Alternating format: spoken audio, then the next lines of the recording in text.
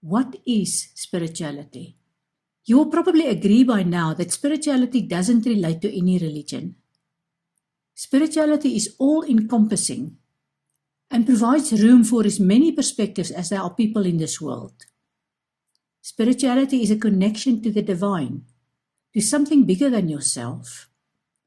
Spirituality touches every one of us because it's a sense of connection to a force greater than us, which gives our lives meaning. Spirituality is the practice of living by the laws of the universe, and it's based on a power within you. There are no moral rights or wrongs because people make choices and they learn from the experiences that result from the choices. And spirituality doesn't belong to a power outside of you that steers your life while you're a passenger. You are in the driving seat all the time. Does that mean religion has no use when you want to explore spirituality? On the contrary. Let me explain that to you by introducing you to universal law.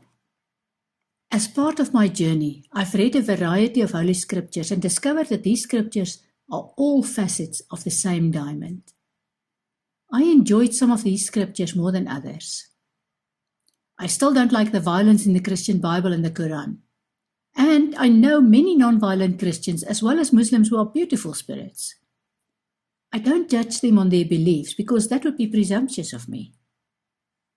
I thoroughly enjoyed the philosophy in the Bhagavad Gita, but I'm not sure I agree with the view on women that I encountered there. The Mormon Bible was okay, and on about the same level for me as A Course in Miracles, which is kind of a spiritual version of the Mormon Bible. Let me explain a bit more on this one. A man named Joseph Smith was guided by some beings to discover a book containing gold plates with texts near his house in the early 1800s. He translated the texts into English and published them. To this day, this English version of his discovery is the Holy Scripture of the Church of Jesus Christ of the Latter-day Saints, also known as Mormons, and the scripture is known as the Mormon Bible. I have no idea what happened to the original gold-plated book with golden leaves, just like I have no idea what happened to Jonah while he was inside the whale. Many students of spirituality will tell you about the book A Course in Miracles, as well as about the series of books titled Conversations with God. In both instances, the writers had experiences that made them sit down and start writing. What they wrote made such a difference to them that they chose to share their writings with the world. The research assistant who wrote A Course in Miracles acted on visions and an inner voice that she attributed to Jesus. The author of Conversations with God attributed his writing to God. How do these two spiritual authors differ from Joseph Smith and his gold-leaf book? Gary R. Renard had more than just visions or an inner voice when he wrote his fascinating book, The Disappearance of the Universe. He had visitors who appeared and disappeared in his house, and he made tape recordings of their conversations that he then transcribed into two remarkable books. I also had several experiences of where I sat down and typed words that were being dictated to me. The most remarkable of these is my book, Deep Blue, A Guide to Empowerment Healing, which I wrote about aspects of health and healing that had never been part of my conscious or awake life. Of course, there's also the Zohar, which is Jewish mysticism, which I'm currently reading and for the next few years to come, together with Srimad Bhagavatam of the Hindu philosophy. All these books have taught me that each one of these religions and philosophies are different facets of the same diamond. None are more important than others.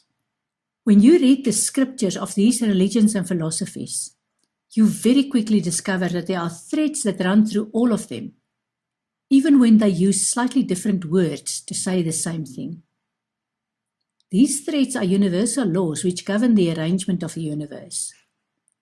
These laws describe the processes of manifestation, creation, operation, and comprehension of the universe. In other words, the universal laws tell us how the world we live in is put together and how we can navigate through this world with the least effort.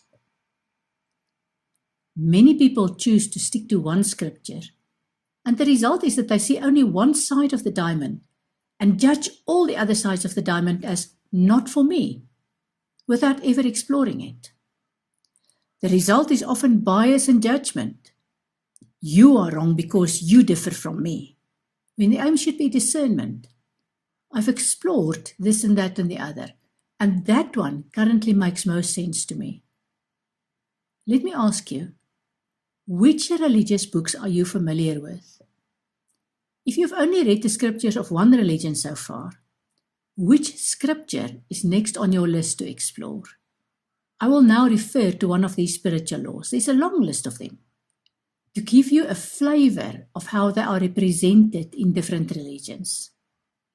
My purpose is to show you that it would be foolish to completely reject anything and everything that smacks of religion when you choose to explore spirituality.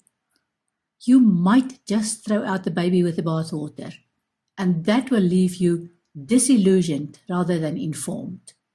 My favorite spiritual law, which works very well for me, has had an amazing impact on my career and personal life.